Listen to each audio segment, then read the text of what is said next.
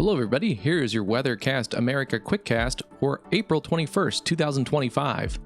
In this forecast, we're going to break down a shift in the weather pattern again that will bring a much needed break to storms in the Ohio Valley and focus for the storms back into areas that need the rain, like West Texas and the High Plains.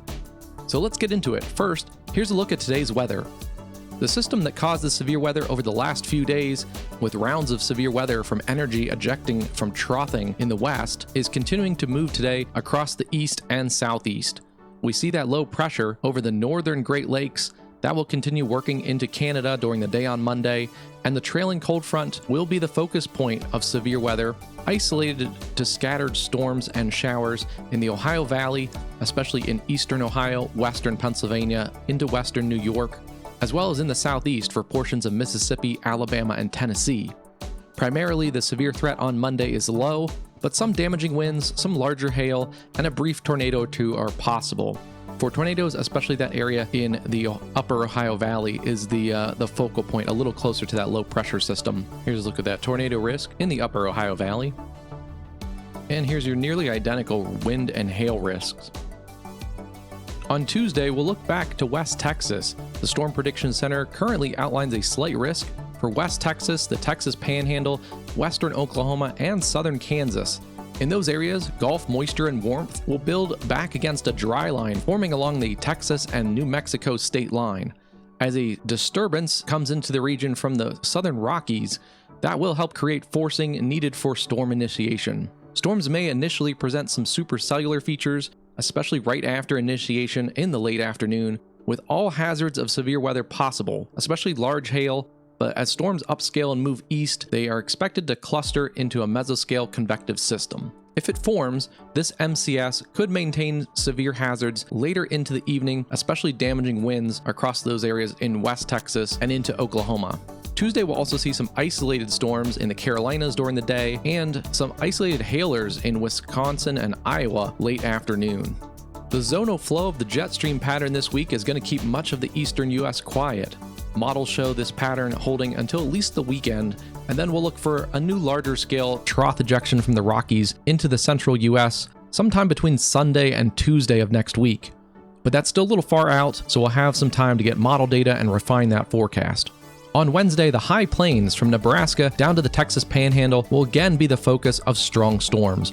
There's some uncertainty on forcing that day with a weak shear environment, but if any storms form, large hail and strong winds will be the primary threats. We could see a slight increase to the severe weather risk if that short wave of low pressure in this area deepens more than the models are currently showing. Looking further out, with a strong high pressure building into the east, the return flow of moisture combined with small-scale features from troughing in the west will bring a persistent threat of storms in the plains and also along the Gulf Coast with moisture and daytime heating.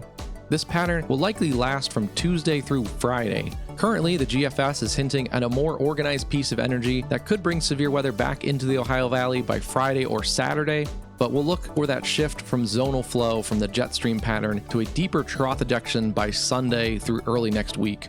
That'll bring an increased chance of another large-scale severe weather event. And recapping yesterday, here's the storm reports from the National Weather Service. There's a strong likelihood that we'll see a few more tornado reports entered into the data, especially from parts of Missouri and Illinois, where the focus of severe weather was a long arc of damaging winds with embedded QLCS tornadoes. Looking at some of the data, several components combined to reduce the tornadic threat yesterday. The trough ejection did not deepen as much as some of the models suggested going into Sunday. That also reduced the jet stream winds that help ventilate mature updrafts. Also, the cold front surged a little bit too fast into the warm sector for those storms to take advantage of that warm, moist air mass and mature supercellular updrafts. The rapid propagation to the northeast was also a factor why we had mostly a line of damaging winds, some of those pretty considerable in the 70-mile-an-hour range with embedded QLCS spin-up tornadoes. In the southern portion of the risk area in Arkansas, we were able to see a little more discrete storm mode, but with weaker forcing and the main jet stream setting up a little further to the north, that led to a less favorable environment for supercells.